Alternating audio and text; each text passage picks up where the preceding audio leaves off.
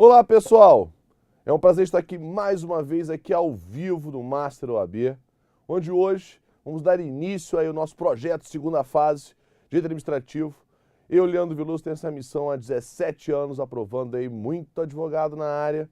E hoje você vai estar comigo ao vivo para trabalharmos dois assuntos em especial, conteúdo de direito material e processual, para você aprimorar o seu conteúdo, estar comigo aqui no online, onde você tem todo o conteúdo completo, junto comigo, de direito administrativo para o seu exame de ordem.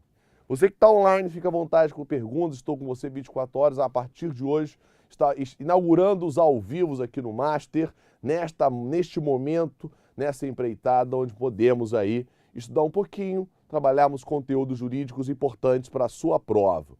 Todos os aulões eu trabalharei com você dois conteúdos, ou seja, o conteúdo de direito material e um conteúdo de processual, ou seja, vamos trabalhar uma peça e vamos trabalhar um assunto jurídico muito importante, que provavelmente ou surgirá na peça ou em questões. É óbvio que muita coisa vai rolar até lá, até o véspera da sua prova. Quero você comigo, estudando 24 horas aí, direito administrativo. Você que tem meu livro da Saraiva, fica à vontade, você vai aprimorar o seu conteúdo junto com o livro na parte material e a peça em especial para você se livrar de uma vez por todas e fazer de acordo com o que a FGV quer. Não adianta querer escrever do seu jeito se o que ele quer não é igual ao que você quer. Vai fazer o que eu estou falando para você passar de uma vez e se livrar da prova, fazendo o que a banca quer. Certo? Beleza, então vamos embora. Vamos começando a lembrar de um assunto importante. Tema licitações e contratos é o tema número 1 hoje da FGV. Um conteúdo de contrato, você já está vendo comigo, inclusive na turma completa com todas as aulas, você já pôde observar que um dos temas que eu mais reitero é contrato. Por quê? Porque contrato aparece no consórcio, contrato aparece na concessão, contrato aparece na permissão, contrato aparece lá no direito civil, os contratos aparecem na relação jurídica típica do Estado. O poder público só realiza duas atividades no âmbito da sua função. Ou ele faz ato administrativo, ou ele faz contrato.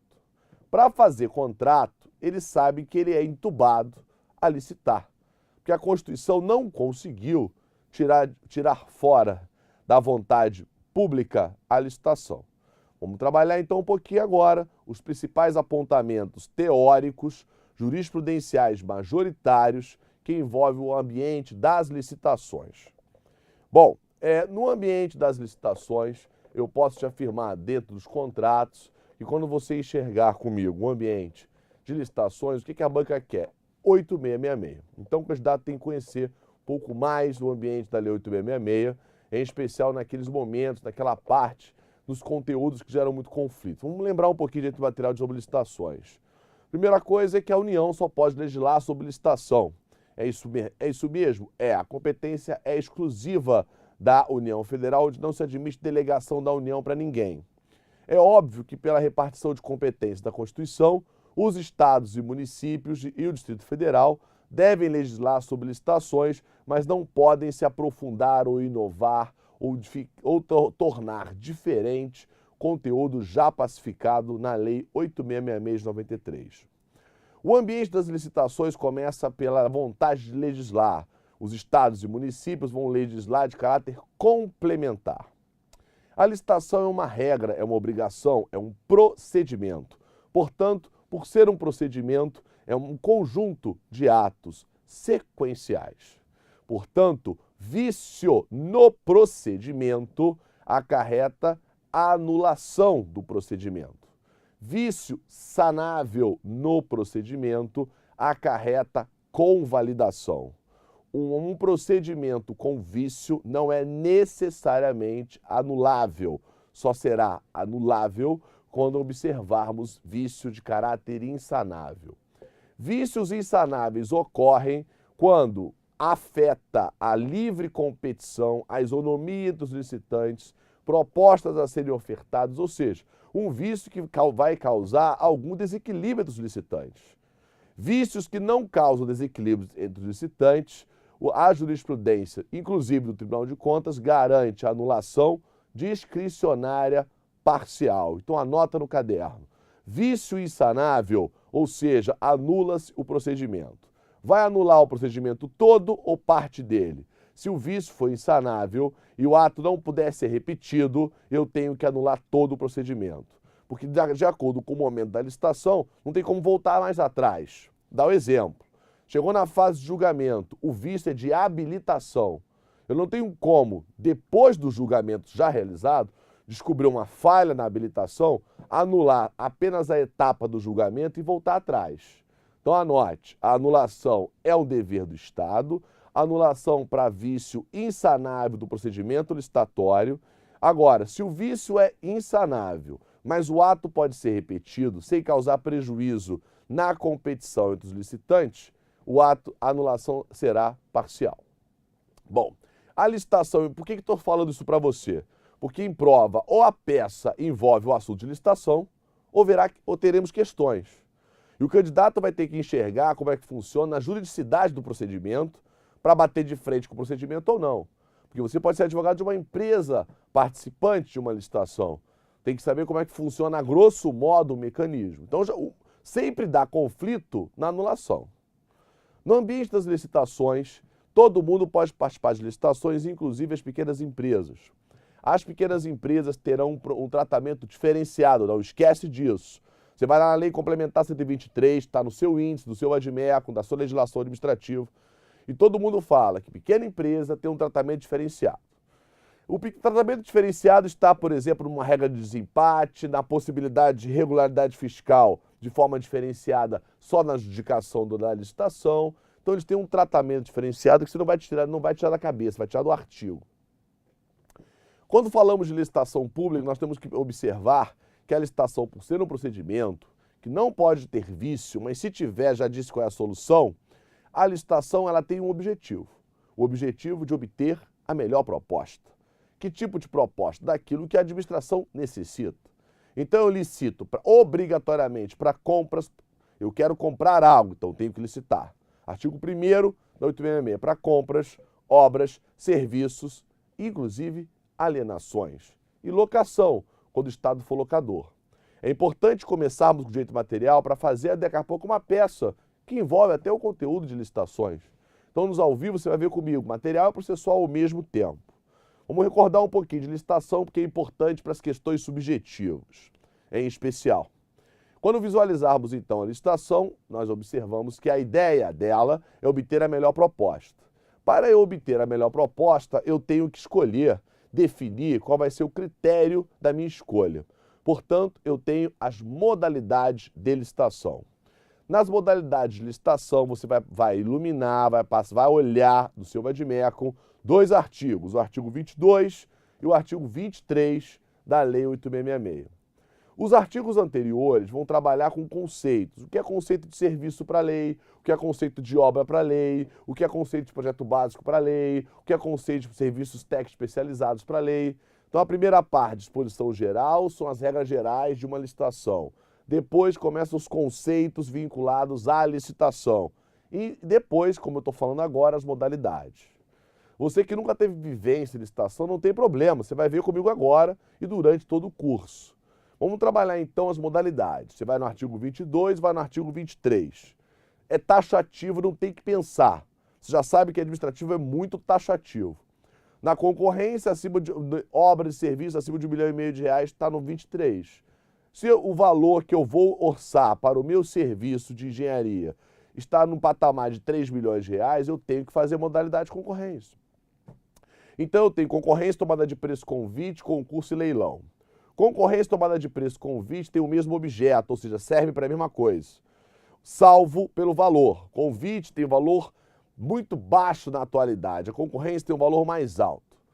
Agora, cada procedimento é diferente. Na concorrência, está escrito aí no 22, eu tenho habilitação preliminar. O que é isso? Edital, vai para a rua. Depois todo mundo entrega a documentação de habilitação. E ao mesmo tempo já entrega a proposta de preço. Porque depois da habilitação vai ter dia e hora para abrir os envelopes com a proposta de preço. Para quê? Para o julgamento. Primeira etapa da concorrência, edital. Segunda etapa da concorrência, habilitação. Terceira etapa da concorrência, julgamento. Por óbvio, entre a habilitação e o julgamento eu tenho a abertura dos envelopes. Até o julgamento, a proposta do preço que uma empresa oferece e a outra oferece é sigilosa. Até a abertura das propostas ninguém fica sabendo. Se tiver conhecimento entre as empresas estão praticando ilícitos econômicos passíveis de punição no CAD, que é uma lei importante para a gente guardar também. Bom, então a concorrência é a maior modalidade de licitação e eu tenho a habilitação e o julgamento. Então, a partir da concorrência, a gente trabalha as etapas que geram conflito no mundo prático administrativo, na própria administração, e por causa disso pode gerar pergunta. Bom, a habilitação é taxativa, vai no artigo 27 ao 33. A administração só pode exigir o que está ali escrito, ou outras exigências de outras leis. Então, por exemplo, regras ambientais que estão previstas em outras leis não está no 8666, então ele vai exigir por causa da outra lei. Exigências técnicas de cada serviço de engenharia tem uma regra técnica. Então, provavelmente tem um vínculo de alguma norma de regulação na área do CREA, por exemplo. Vamos imaginar uma atividade química, então tem uma regulação da área química, de telecomunicações, regulação da área de telecomunicações. Cada objeto tem a sua tecnicidade. Isso eu vou exigir aonde? Também dentro da habilitação, por exemplo, dentro da qualificação técnica, que é o que está aí, perto do 29, perto do 30, para você olhar. Em prova, é só você ter a noção de que nesse lugar é a fase de habilitação, ou seja, a administração exige no edital, que é a lei entre as partes, toda a documentação necessária para verificar quem é a melhor empresa ou quais são as empresas hábeis, possíveis, factíveis de fechar o futuro contrato comigo. Porque o artigo 95, por exemplo, da Constituição, proíbe que o Estado contrate após uma licitação ou contrate sem licitação empresas que devem o fisco federal, INSS e CND federal. Quem deve o fisco federal não pode ter contrato. E, obviamente, na licitação isso deve ser verificado. Depois da habilitação tem o julgamento. Então, se eu estou fazendo uma concorrência pelo menor preço, meu julgamento é pelo menor preço. Se eu tenho uma concorrência por melhor técnica, então o meu julgamento é por melhor técnica. Aonde está o julgamento que você não conhece, o 8666 precisa conhecer? Está no artigo 48. Eu falo sempre de licitações e contratos das primeiras aulas para você já se acostumar com o negócio. Não adianta pegar a licitação na véspera da prova que você não vai conseguir enxergar. Vamos enxergar agora, aproveita comigo. Julgamento, artigo 48. Depois que sai o edital, temos a habilitação, temos julgamento, já acabou a disputa, já tem um vencedor. E o vencedor agora vai ter a fase da adjudicação, não tem artigo. E eu tenho depois a homologação, não tem artigo. Salvo se isso, dentro disso tudo, não tem um prazo mínimo nem máximo, porque depende de cada atuação da administração. A adjudicação é um termo que se faz determinando e garantindo que a outra parte vá vencedora, assume o compromisso com a administração de que aquele objeto, aquela obra da licitação, ele vai executar no futuro contrato. Homologação é a fase de concordância ou não, como diz o TCU, aquiescência ou não da autoridade superior, que olhou lá para aquela comissão de licitação e vê se está tudo ok. É isso que é uma licitação. É uma escolha da melhor empresa, da melhor proposta financeira, com documentação ok relativa à execução de um futuro contrato para aquele objeto, que é obra, uma compra, um serviço, ou vai fazer uma alienação, por exemplo, a gente usa o leilão, a ideia, ou concorrência se for bens imóveis. Essa é a lógica da licitação que você precisa saber. Bom, a banca gosta muito no ambiente da 8666 de quais temas? Eu reitero os temas: habilitação, julgamento e edital. Então, no artigo 20, 21 e 41 da Lei 8666, está lá os artigos que envolvem edital. Ao mesmo tempo, eu tenho a habilitação, 27 ou 33. Eu tenho lá o julgamento, no 48. E no início da aula de hoje, já viu um pouquinho eu falar sobre anulação e revogação. Ou seja, em especial anulação. Revogação fala agora. Mas a anulação é importante por causa do artigo 49. A licitação pública não pode ter vício. Dependendo do vício, anula-se o procedimento todo, ou se for possível, uma etapa daquela licitação. É assim que funciona a regra jurídica de hoje. Ninguém licita para anular, ninguém licita para gerar vício, mas caso haja, abre o artigo 49, literal da 8666. Acabou a licitação concorrência, assina o contrato. Aí já começa o artigo 54 seguintes da 8666. Se for com tomada de preço, artigo 22, inciso 2, parágrafo 2º. Eu tenho uma licitação um pouquinho mais simplificada, porque eu não tenho a fase de habilitação. Porque o tomada de preço já é das empresas que já estão cadastradas lá nos Correios, das empresas que estão cadastradas lá na Infraero, ela que está licitando. E o valor que ela orçou, pesquisou no mercado e ela pode gastar é 300 mil, 400 mil reais para aquele serviço. Então ele tem que olhar para o 23, tomada de preço. Os dispositivos são literais, interpretação literal. Tomada de preço não tem habilitação. Edital, julgamento. A habilitação já está já demonstrada pelo cadastro das empresas. O dispositivo que eu disse diz qual é o prazo. Quem não está cadastrado tem que se cadastrar. Simples assim. O convite é a menor licitação, não tem nem edital. Tem só uma carta convite, como diz a lei, onde a administração, pelo valor pequeno da futura contratação, vai convidar no mínimo 3 pessoas, físicas ou jurídicas, em especial jurídicas, para que aquela pessoa encaminhe uma proposta para fazer uma análise de julgamento, de acordo com as regras que eu dito na carta convite, para no final ter adjudicação e homologação. Simples assim. Então você, candidato, precisa se acostumar com licitação. Se não vem em questão, vem em peça. Nós tivemos uma apelação belíssima no passado do exame de ordem, que envolvia habilitação, envolvia projeto básico e executivo. O projeto básico e executivo é típico de atividades de obras e serviços de engenharia. Quem faz projeto básico não faz o executivo. O básico é o que precisa ser feito. O executivo, como deve ser feito. A própria lei determina quem executou o projeto básico, fez, não vai fazer o executivo, por óbvio, senão pode ser marmelada, para não falar outra coisa. Porque no contexto do projeto executivo, eu vou executar o básico. Então, quem fez o básico tem mais know-how para fazer o executivo. Para garantir isonomia, quem faz o básico não faz o executivo. Isso foi um dos objetos da apelação. Você precisava saber um pouco de serviço de engenharia? Não, tem que saber onde está na Lei 8666. Feita essa visão do procedimento ampassando os principais aspectos, você não pode esquecer que, fora 8666, eu tenho as pequenas empresas que podem participar das licitações, estão lá aonde? Na Lei Complementar 123 de 2006. Pega a Lei Complementar, o seu decreto, deixa separado no seu código. No seu código hoje, você também já tem uma outra licitação. Você tem uma outra lei que fala de licitação, que é literalmente a lei do pregão. Então anote, lei 10.520 de 2002, corre no seu vadimeco e deixa separado.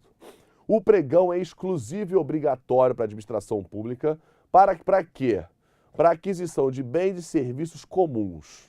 Aquilo que é comum no mercado, comum para a administração, comum na sua prestação, é obrigatório o pregão. O pregão não tem valor nem mínimo nem máximo, tem objeto, compras e serviços comuns. Pode serviço de engenharia? Pode, desde que seja comum. Mas locação está fora e obra está fora, porque não é nem compra, nem serviço, por óbvio. O pregão, ele tem como fonte inspiradora a internet, porque o pregão é eletrônico. O pregão não tem fase invertida que você aprende na faculdade, tem uma galera que fala isso até hoje. Não tem fase invertida. Está escrito isso, risca. Porque o pregão tem fase própria. Eu monto o edital, publico o edital na internet, no Diário Oficial. Para quê? Quem quer me fornecer água mineral? Eu preciso comprar água mineral porque eu não tenho. Eu tenho recurso para pagar. Eu quero água de 510 ml, que é o padrão aqui na empresa. Eu tive vários orçamentos. Quem me ofertar o menor preço vai ganhar a licitação. Então esse é o edital, com todas as regras desse fornecimento. Vai marcar dia e hora na internet para a sessão pública dos lances. Depois da sessão pública dos lances, alguém vai levar, pelo preço. Vai me entregar toda a documentação e, combinado com o preço, documentação de habilitação, vai ter o julgamento, que é o julgamento da declaração do vencedor. Primeira etapa, edital. Segunda etapa, sessão pública dos lances. Terceira etapa, julgamento. Esse julgamento declara-se vencedor aquele que arrematou na sessão pública dos lances o menor preço. Acabou essa etapa, documentação de habilitação ok, menor preço, adjudicação, termo de adjudicação. Ou seja, você que participou do pregão vai assinar o contrato comigo. Nós estamos nos comprometendo a assinar um futuro contrato. Não fuja da raia, nem você, nem eu. Feito isso, homologa-se, manda para a autoridade superior e homologa-se. Simples assim. Se você entrar no site do Comprasnet agora e fizer o cadastro, você vai enxergar milhares de licitações que ocorreram hoje, durante o dia, do horário de expediente. As licitações são eletrônicas e é o Brasil inteiro, município, estado, União. Uma grande atividade jurídica com apoio de advogados nas licitações. Bom, obviamente, seja a 8666 ou o pregão, tem várias decisões no processo. Toda decisão cabe recurso. Se a licitação for da 8666, o prazo é 5 dias, você vai no artigo 109. Se for um recurso da declaração do vencedor do pregão, é 3 dias. Outras decisões, tudo é 5 dias. Você sabe que o menor prazo do direito é 5 minutos. Aonde? Lá na lei complementar da pequena empresa. O número 5 é cabalístico, aparece ADM toda hora, inclusive dos recursos. 3 dias está na lei do pregão, para pregão, 5 dias está no artigo 109, em especial para as regras gerais no sentido de que é necessário ali um recurso pela ampla defesa. Galera, essa é a licitação, ou é 8666 ou é pregão, bota um OBS, pede para peça. Lembra um pouquinho que nós temos a Lei 13.303 de 2016. Esta lei, tecnicamente, já está em vigor. Parte dela é societária, parte dela é sobre licitações e contratos das estatais. Empresa pública, sociedade de economia mista, tem que ter a licitação dela agora não é mais da 8666, é da Lei 13.303. Entretanto, ela tem um prazo de adaptação. Então, as ideias obrigacionais da lei ainda não estão com sua eficácia plena no sentido obrigacional, mas todas já estão se adaptando para a entrada efetiva em vigor no mundo real. O que você tem a ver com isso? Você vai separar no seu código onde está essa lei e conhecer aonde está o capítulo das licitações e contratos da lei das estatais, que é uma lei própria que exclui a 8666 para empresa pública e sociedade de economia mista, que a partir de 2018, a partir do segundo semestre de 2018, salvo mudança da lei, já todas devem adotar esta nova legislação para esse assunto. Não pode esquecer a Lei 12.462, que é a lei do RDC. O regime diferenciado de contratação ainda não foi objeto de prova em peça. Já tivemos pergunta, mas o assunto pode voltar em pergunta ou até em peça. O RDC é 12.462, ela trabalha com uma legislação específica que ela nasceu para a Copa e para a Olimpíada. Hoje, para outros objetivos, conforme artigo 1º da Lei do Regime Diferenciado de Contratação. O regime diferenciado de contratação é uma outra licitação, onde eu assino apenas um contrato, uma licitação que envolve atividades já definidas. É uma licitação única, não tem modalidade, não tem limite mínimo nem máximo de valor. Então é uma licitaçãozinha única, onde eu tenho o edital, onde eu tenho a sessão dos lances, eu tenho um julgamento de imediato, depois eu tenho a habilitação de quem ganhou, depois eu tenho a adjudicação e homologação. O RDC é mais rápido, o RDC é mais simples na sua formatação. É uma licitação que não tem modalidades, é uma modalidade só, é a própria lei do RDC.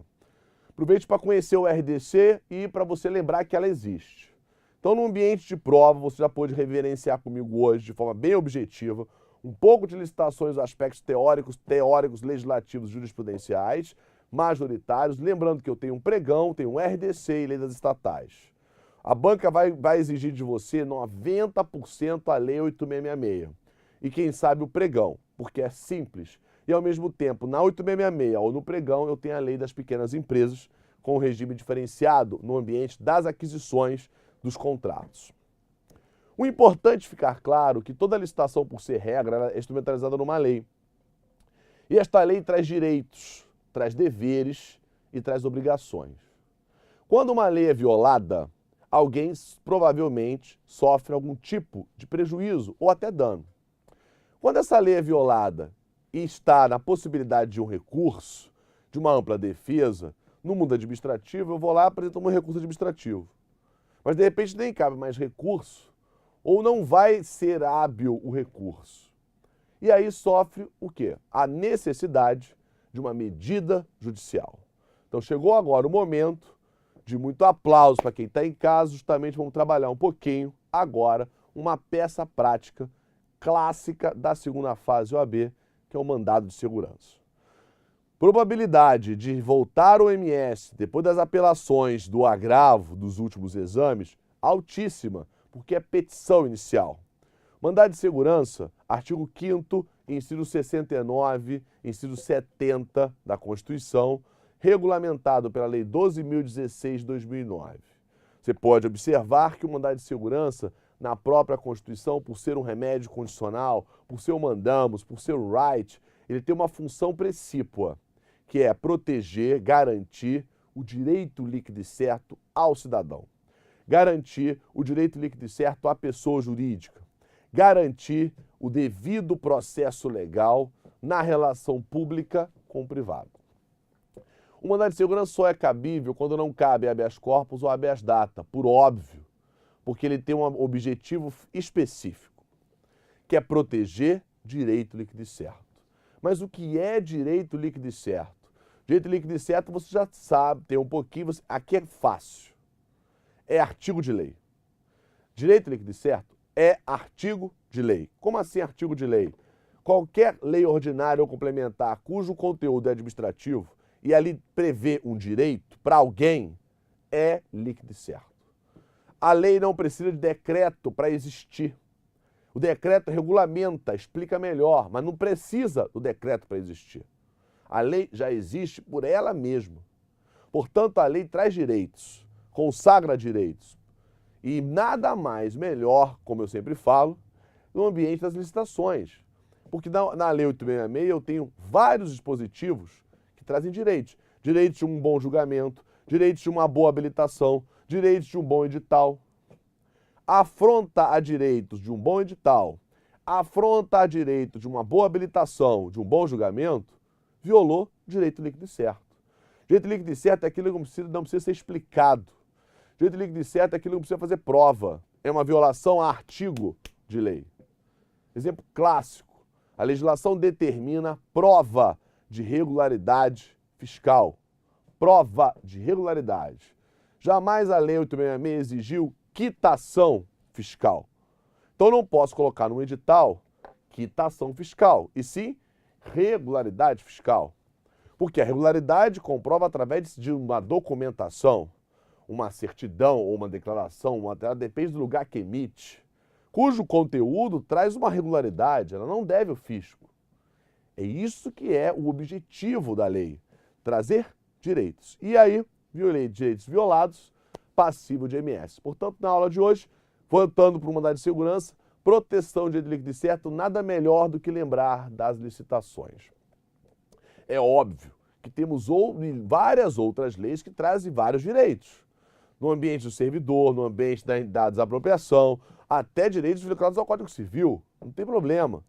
Você não tem que guardar se que é licitação, que é MS. Eu não falei isso. Você tem que guardar que para CMS, o direito do seu cliente do texto é um direito líquido e certo que está positivado em lei. Você não está na prova de constitucional que tem uma briga danada do que é líquido e certo. Constitucional não se confunde com o ADM, porque lá, saúde para eles é líquido e certo. Saúde para nós não é líquido e certo. Na ação ordinária que está aí no rol da prova da FGV, que envolvia saúde, porque o nosso titular, membro aí da banca FGV Rio de Janeiro hoje, o desembargador Ricardo, atua com uma linha muito importante na área dos serviços públicos aqui do Rio de Janeiro, no âmbito do controle da legalidade do serviço público de saúde. E é claro que a saúde só é líquida e certa quando eu tenho um artigo de lei violado. Artigo da Constituição não é por si só violado, não é líquido e certo. Para fins da administração pública do direito administrativo, normas constitucionais são só consideradas líquidas e certas quando aquele artigo da Constituição não prevê lei. Abre, por exemplo, o artigo 5º, inciso 54 da Constituição. Não prevê lei. Abre o 5º, 55 para a defesa. Não prevê lei. O que isso significa? Isso significa que aquele dispositivo é eu falo nas presenciais, nas turmas presenciais, que é assim, é autossustentável, ele se autoexiste. É um neologismo que eu estou fazendo para você gravar. Agora, quando você pega o direito de greve 37.6 e 7, precisa de lei. Então é líquido e certo? Não. Normas constitucionais que precisam de lei não são líquidas e certas. Aí você pega o índice da Constituição, o título 8º. Saúde, educação, desporto, previdência social, tudo precisa de lei. Não é líquido e certo.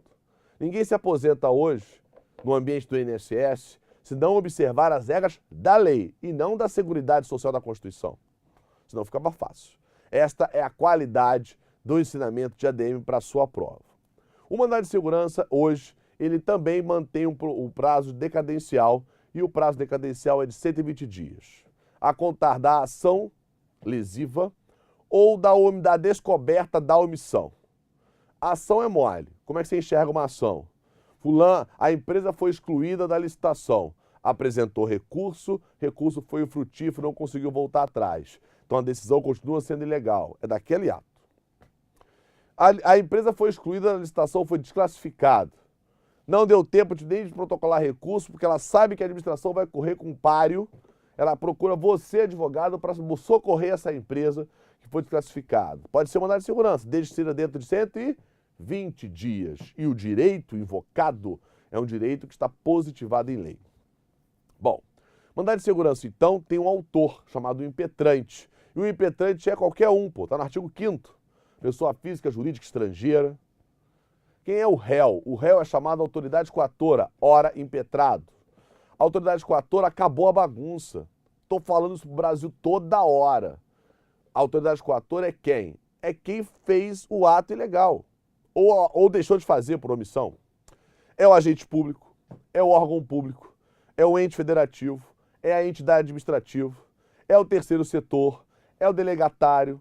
Delegatário, para quem não me conhece, é concessionário, permissionário, autorizatário. Terceiro setor, OS, OCIP, OSC, a próprio Sistema S. A ente público, União, Estado, Distrito Federal, município. Entidade, autarquia, fundação, empresa pública, sociedade de economia mista e suas subsidiárias. Órgão público é aquele repartição pública que não é nem ente, nem entidade.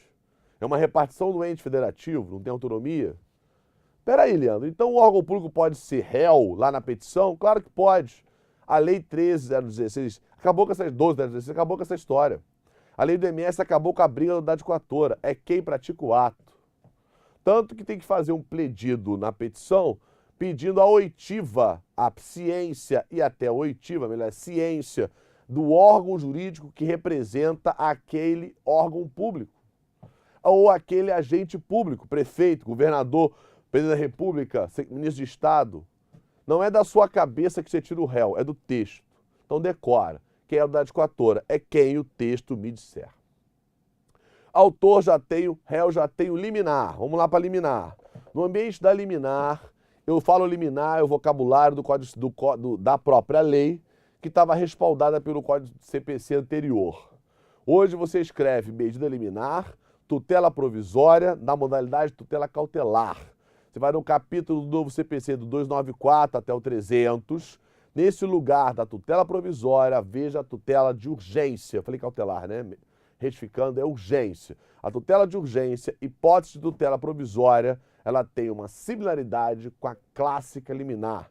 Periculum in mora, fumus boniores. No CPC novo, verossimilhança do delegado, difícil reparação do ato.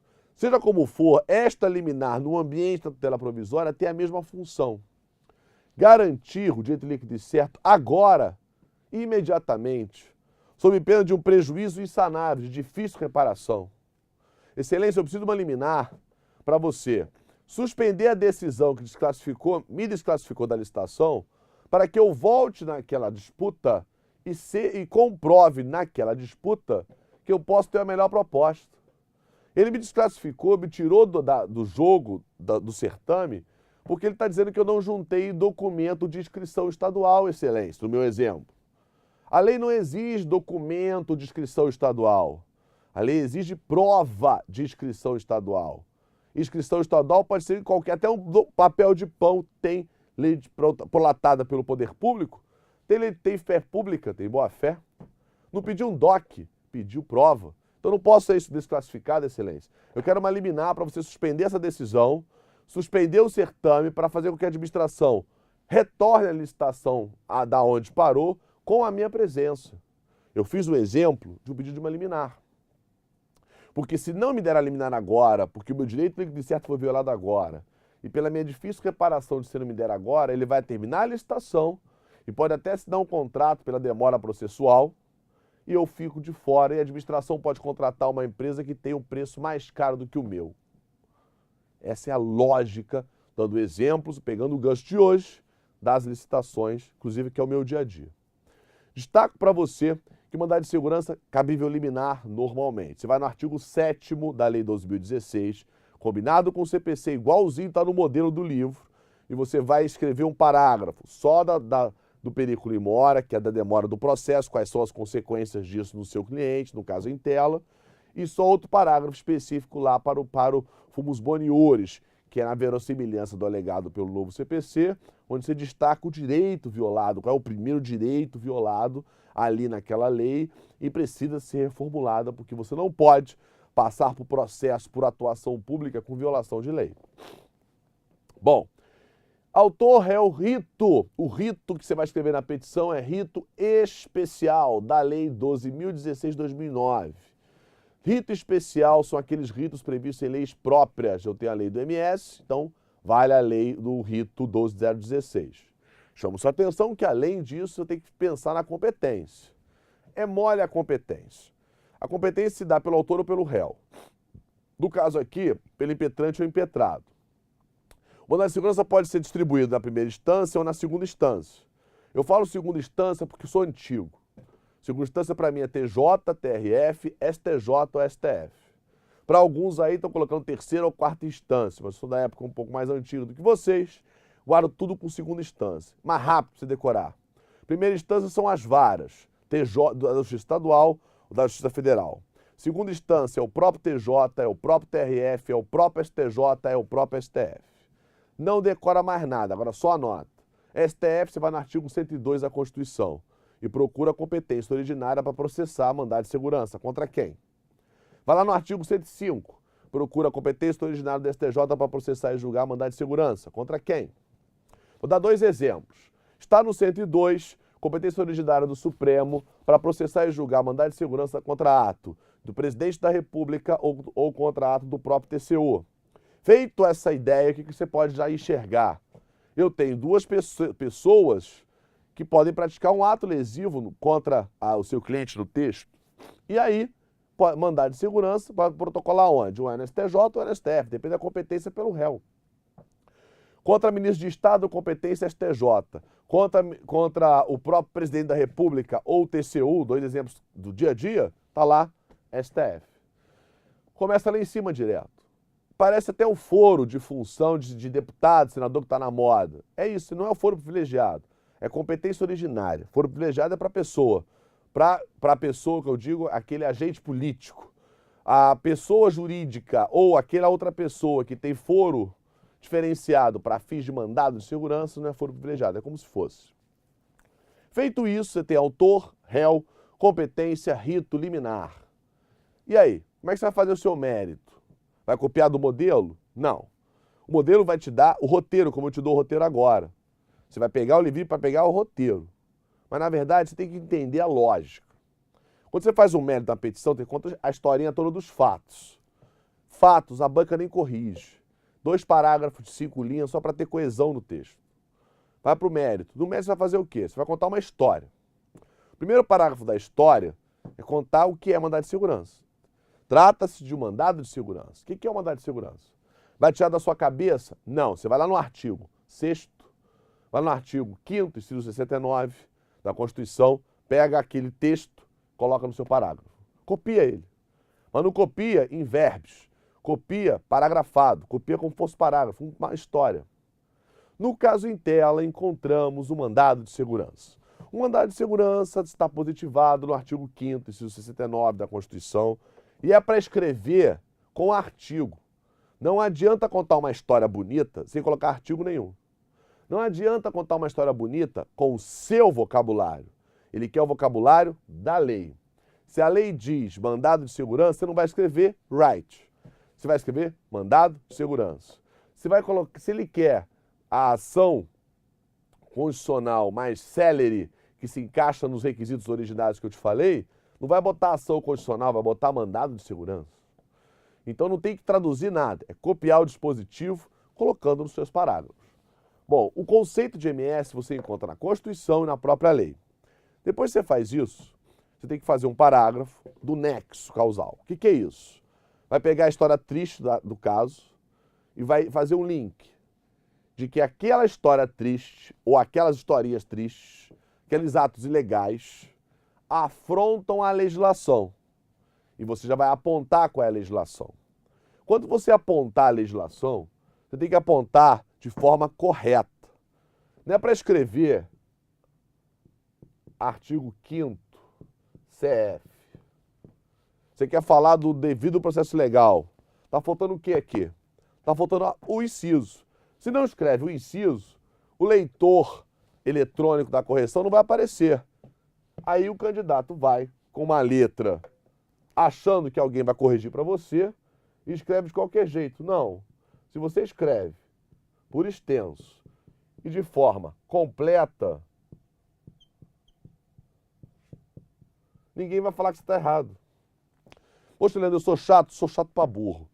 Se você puder escrever por extenso, todo mundo vai ler. Se você botar a palavra inciso por extenso, todo mundo vai ler. Se você faz art. 5º L e V da Constituição, por favor, não tenha preconceito com CF. CF é uma sigla de Rui Barbosa. Quem não conhece, lê um pouco, pode falar que é uma sigla de Rui Barbosa. Desde que o mundo é mundo se usa CF. É uma sigla do autor. É óbvio que sigla você vai colocar como está na própria Constituição, tanto faz. Não vai errar a bobeira dessa para não ficar dependente de recurso. Candidato administrativo tem que ser perfeito e completo. Artigo 5º, inciso 54 da Constituição. Beleza? Não quer botar inciso, mas tem que botar no mínimo uma abreviatura, um INC. Falei INC para lembrar de uma grande ministra do TCU que, ao ler os seus votos, falava artigo 22, INC 2 da Lei 866. INC, por favor, né? É inciso. Estou te contando isso porque isso é importante na hora de você fazer o seu mérito. Porque no seu mérito você vai ter que colocar todos os artigos que envolvem o assunto no 3º parágrafo. Você tem que explicar que o seu mandado de segurança versa sobre a proteção de direito líquido e certo dos seguintes dispositivos legais. 2 pontos. Você vai pegar o 3º parágrafo e vai botar tudo que você encontrou sobre o assunto. Um do lado do outro. Claro que agora você, pois, vai pegar os mais importantes e vai explicar. Caramba, como é que você explica? Não, na faculdade eu boto com as minhas palavras e o professor corrige. Prova do AB não é assim. Você não vai explicar com o seu vocabulário. Você vai pegar o inciso, vai explicar o inciso escrevendo de novo as mesmas palavras do inciso. Então, se o artigo 22, inciso 2, fala sobre tomada de preço do 866, no nosso exemplo de hoje, você vai demonstrar. Não podemos esquecer que a licitação pública obrigatória do artigo 37, 21 da Constituição exige a modalidade no artigo 22, inciso 2, denominada convite. 2 pontos, abre aspas, pega a expressão do convite, joga no texto. Quando a banca lançar no gabarito, ela vai querer aquele vocabulário que está no artigo e não o seu. Depois, se você fizer todo esse cotejo de dispositivo por dispositivo, lembrando parágrafos curtos, 3, 4, 5 linhas, você não tem muito espaço. Você tem que aprender a não esquecer dos princípios. Crie um parágrafo escrevendo que todos os direitos líquidos e certos do seu MS se amoldam, estão próximos, estão vinculados aos princípios administrativos vigentes. Pelo amor, eu falo isso em toda a aula aqui no Master e em todo o Brasil. Quais são os princípios obrigatórios em prova? Você vai lembrar do 37 caput da Constituição, mais o artigo 2º da Lei 9784/99. Não esqueça de botar essa porcaria dos 2 artigos e todos os princípios ali escritos. Uma prova recente, um ponto era para o candidato escrever sobre o princípio da razoabilidade. Mas só que ele só gosta da legalidade, porque tem preguiça, ou porque não estudou comigo, porque eu exijo todos os princípios. Não quero saber se vale ou não vale para a prova. Você tem que começar a criar um mecanismo de artigos prontos. O artigo pronto são os princípios. Lança na sua prova, lança no seu texto e faz uma conclusão. O último parágrafo do mérito, conclusão. Conclusão é o resumo da história. Acabou o seu mérito, vai para o rol de pedido. No rol de pedido, você vai seguir o modelo. E o modelo traz para você aquela máxima. Primeiro eu tenho a liminar. Liminar para quê? Por quê? Quais são os artigos? Tem que dizer tudo da liminar. Você vai pegar lá atrás o contexto da liminar e vai recortar e colar e jogar lá na frente. Não é prática de fórum, não é juiz que vai corrigir, que vai ler a sua peça. É uma banca que vai corrigir com um padrão. E o padrão deles é completo. Se você escreve de qualquer jeito, não vai ser lido. Ah, mas é um absurdo. Pode ser um absurdo, mas é só assim que você passa. Primeiro pedido liminar. Segundo pedido, notificação da autoridade coatora. Diga o nome dela e o artigo. Terceiro parágrafo, terceiro pedido. É o pedido literalmente da presença do MP. Está lá no artigo 7º, MP. Bota o MP para trabalhar, bota na sua petição. Quarto pedido já é a concessão da segurança. Aí tem que ser mais elaborado. Concessão da concessão da segurança, ou seja, procedência do mandado de segurança, para quê?